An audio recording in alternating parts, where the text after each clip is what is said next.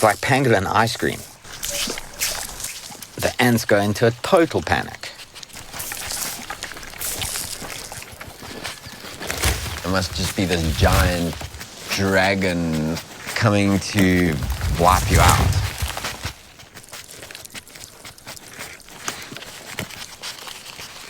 The ants will try and rescue their babies.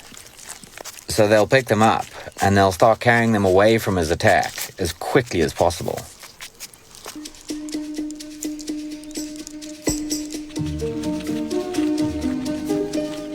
And when the ants bite him on his tongue, he pulls it between his claws to get them off.